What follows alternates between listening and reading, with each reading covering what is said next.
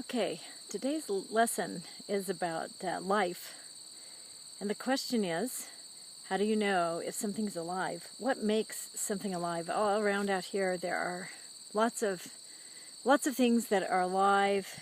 And if you look down on the grass, it's full of all kinds of different plants, creeping Charlie and dandelions and plantain, and we know that all these things are alive. Nobody has to tell you that, and yet it's really hard when you try to say, well, okay, these plants are alive. I know they're alive, and for example, this little struggling cherry tree down here, I know this cherry tree's alive, and I know that this fiberglass post isn't alive.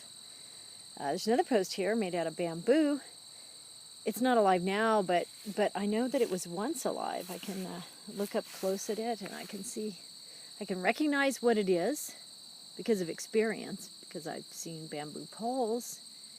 And then I can look at the structure in it, and it looks like the structure of a living thing. Sometimes you get fooled. But what makes this cherry tree alive and the pole not alive? Not alive. Okay, well, we walk around. I wish my dog was out here. It's too warm for him. He's sitting in the house. I look at these things. Right now I'm seeing mostly plants, but if I go up to where some flowers are in the sun, there's lots of flowers over there. We could go over there. Here's a tree. Flowers. Talk about why these things are alive. And you guys have already in an earlier video on the wood, we saw the bees, but today they're a lot more active because the sun is shining. In fact, they're very active. In fact, we might be seeing something cool here on these bees. We know these bees are alive. Now, a lot of people, they say it's alive because the bees are moving. There's a butterfly. See over there by the zinnias, there's a cabbage butterfly down here. Butterfly. But we also know that these plants are alive and they don't move. So, do you have to be able to move from point A to point B? That's called locomotion to be alive? No, obviously you don't. But we do know that if you put a house plant in the window, it'll grow toward the light. And so you can say that things can respond to their environment, and animals do that by moving. So responding to the environment, that's something all these things do.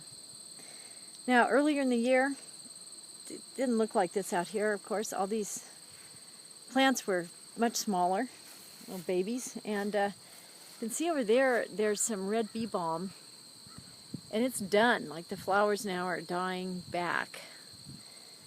And we know this about living things too, they age.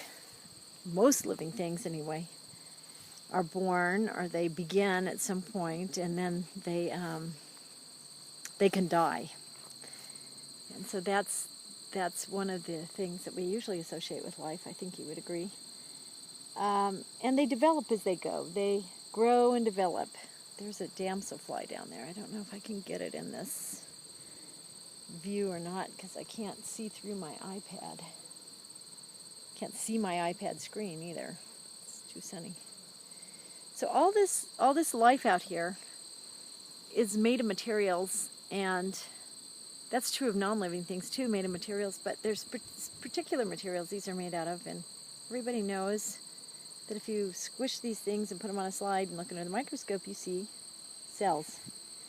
So if I do that to any of these plants here, any of the big plants, these trees, squish them, put a microscope, I'm going to see cells. All living things have cells.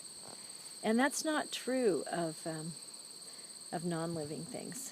So that's one of the basic things. A guy named Schwann in the 1800s, he looked at animals, and every animal he looked at was made of cells. And another guy named Schleiden looked at plants, and everything. Every plant he looked at was made of cells. So they were made of cells. And if we look down in the cells, what governs whether,